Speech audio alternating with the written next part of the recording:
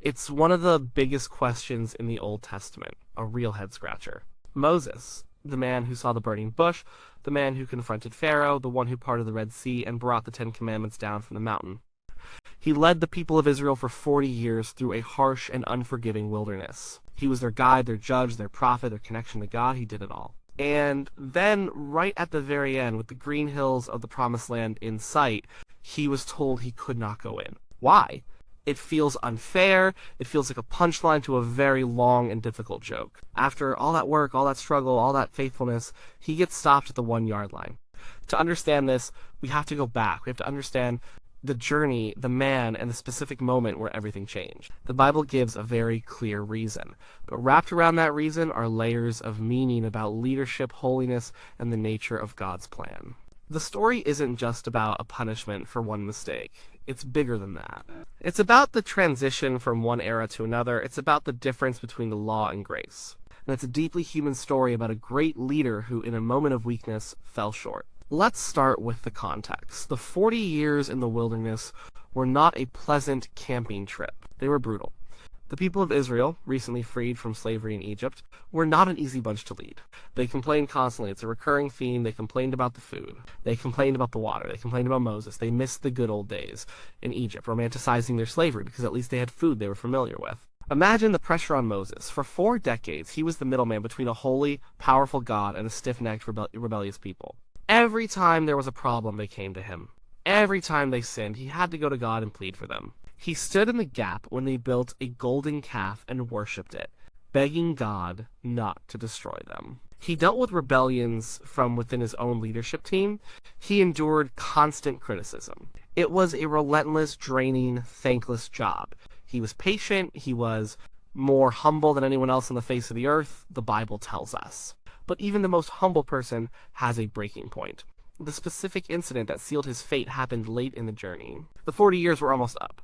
The generation that had come out of Egypt, the ones who had refused to trust God and enter the land the first time, had died off. A new generation was now on the cusp of entering. And, true to form, they started complaining. Well, they were in a place called Kadesh in the desert of Zin, and there was no water. The community gathered together against Moses and his brother Aaron. The old complaints resurfaced.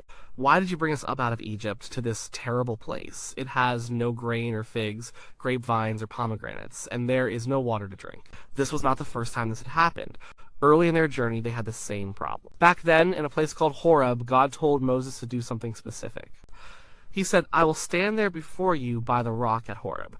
Strike the rock, and water will come out of it for the people to drink." Moses did exactly that. He struck the rock, and water gushed out. Problem solved. Obedience led to a miracle. Now, decades later, the same problem arises. Moses and Aaron go to the entrance of the tent of meeting and fall face down. They take the problem to God, as they always do.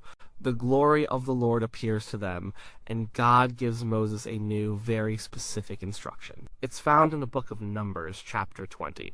God said, "Take the staff, and you and your brother Aaron gather the assembly together. Speak to that rock before their eyes, and it will pour out its water. You will bring water out of the rock for the community so they and their livestock can drink." The instruction was different this time. It was simple. It was clear. Speak to the rock. This was God's plan for this moment. He wanted to provide for his people in a new way, a way that demonstrated his power through a simple word, a way that didn't involve violence or striking. It was supposed to be a moment of gentle, miraculous provision, a moment of grace. But Moses was at the end of his rope. He had listened to this whining for 40 years. He was tired, he was frustrated, he was angry, so he took the staff as God commanded. He and Aaron gathered the people in front of the rock, and then Moses lost. He let his frustration boil over.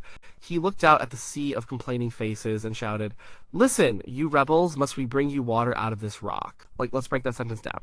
Listen, you rebels. He started with an insult. His tone wasn't one of a calm leader relaying God's message. It was one of pure exasperation and anger. He was scolding them like unruly children. Then, the second part. Must we bring you water out of this rock? The key word there is we. Who is we? Moses and Aaron, or Moses and God? It's ambiguous, but the implication is that he is putting himself on the same level as God, or at least taking some of the credit for the miracle that was about to happen. It was an act of pride. It wasn't about what God was going to do. It became about what he was going to do for these ungrateful people. Then came the final act of disobedience. Instead of speaking to the rock, as God had explicitly commanded, Moses raised his arm and struck the rock with his staff. Not once, but twice. Water did come out, it gushed out, and the people and their livestock drank. The miracle happened. The people got what they needed, but God was not pleased. The provision of water was secondary to the issue of obedience and representation. Immediately after, God speaks to Moses and Aaron. His words are swift and severe. Because you do not trust in me enough to honor me as holy in the sight of the Israelites, you will not bring this community into the land I give them. That's it. That's the moment. The judgment is passed. So, what was the actual sin? It seems like a small thing. He hit a rock instead of talking to it. Is God really that picky? Is this a case of divine micromanagement with an extreme penalty? No. The sin was much deeper than the physical action. It was a bundle of failures all wrapped up in one public act. First, there was direct disobedience, and God's commands are not suggestions. He had a specific reason for wanting Moses to speak to the rock this time. By striking it, Moses substituted his own method for God's. He relied on what worked in the past instead of listening to the fresh word for the present moment. He acted on memory instead of revelation. Second, there was anger. Moses acted out of his own human frustration. He let his personal feelings contaminate a holy moment. God wanted to provide water out of love and mercy for his thirsty people, even if they were complaining. Moses, by striking the rock in anger, made it look like the water was being beaten out of the rock by an angry, reluctant God. He misrepresented God's character. Instead of showing the people a God of grace, he showed them a God who was just as fed up as he was. This was a huge problem. Moses was God's representative. His job was to show the people who God truly was. In that moment, he showed them a distorted picture. He made God look like himself. Third, there was pride and unbelief. God's judgment says it plainly, because you did not trust in me enough to honor me as holy. Moses didn't trust that a simple word would be enough. Striking the rock was a more dramatic, forceful act. It felt more powerful. It was a failure to believe that God's power could flow through something as gentle as a spoken command. And by saying, "Must we bring you water," he inserted himself into the equation, stealing a sliver of glory that belonged to God alone. He failed to honor God as holy, to set him apart, to show that God is unique and all-powerful, acting on his own terms. So, it wasn't just about hitting a rock, it was about disobeying a direct command, misrepresenting God's character to the entire nation, and acting out of pride and anger rather than faith and humility. And because Moses was the leader, his sin was magnified. The whole nation was watching. The standard for him was higher. A public failure in leadership required a public and significant consequence, not just for his sake, but for the sake of the people he was leading. It was a lesson for the entire nation about the seriousness of honoring God. But there are even deeper layers to this story. Many theologians see a profound symbolic meaning in Moses' exclusion from the Promised Land. This interpretation goes beyond his personal failure and looks at his role in God's larger story of salvation. And Moses is the ultimate representation of the law. He is the one who brought the Ten Commandments down from Mount Sinai. So, he delivered the entire body of legislation that would govern the nation of Israel, the moral law, the civil law, and the ceremonial law. The first 5 books of the Bible, the foundation of Jewish scripture, are often called the Law of Moses. His entire life and ministry were wrapped up in establishing God's law. The law is good. It's holy. It provides a standard for righteousness. It shows people how to live. It points out sin. It can guide you, direct you, and lead you right up to the border of a relationship with God. The law can take you to the edge of the Promised Land, but the law cannot bring you in. The Bible teaches that no one can be saved by perfectly keeping the law, because everyone fails. The law shows us our need for a savior. It diagnoses the problem, but it can't provide the cure. So, in this symbolic reading, Moses, the lawgiver, fulfills his purpose perfectly. He leads the people out of slavery's sin and guides them through the wilderness life. He brings them all the way to the edge of their inheritance, but he himself cannot enter. The law has reached its limit. Who does lead the people into the Promised Land? Joshua. And here's where it gets really interesting. The name Joshua in Hebrew is Yehoshua. When you translate that name into Greek, it becomes Isis, and when you translate Isis into English, you get the name Jesus. Joshua, whose name is the same as Jesus, is the one who leads the people across the Jordan River and into their inheritance. He represents a new kind of leadership. He leads them into victory and rest. The symbolism is powerful. The law of Moses can only get you so far. It's grace, represented by Joshua Jesus, that actually brings you into the promises of God. So Moses not entering the land isn't just a personal tragedy, it's a part of the divine narrative.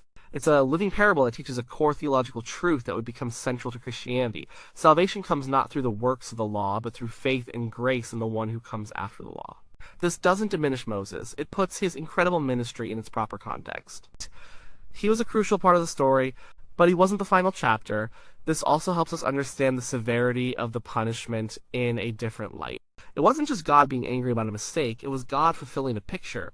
He was painting throughout history. For the picture to be complete, for the symbolism to be perfect, Moses had to stop at the border. His work was done. A new leader with a new name and a new mandate was needed to complete the journey. Now, let's look at the aftermath. This decision wasn't a secret. Moses had to live with this reality for the rest of his life.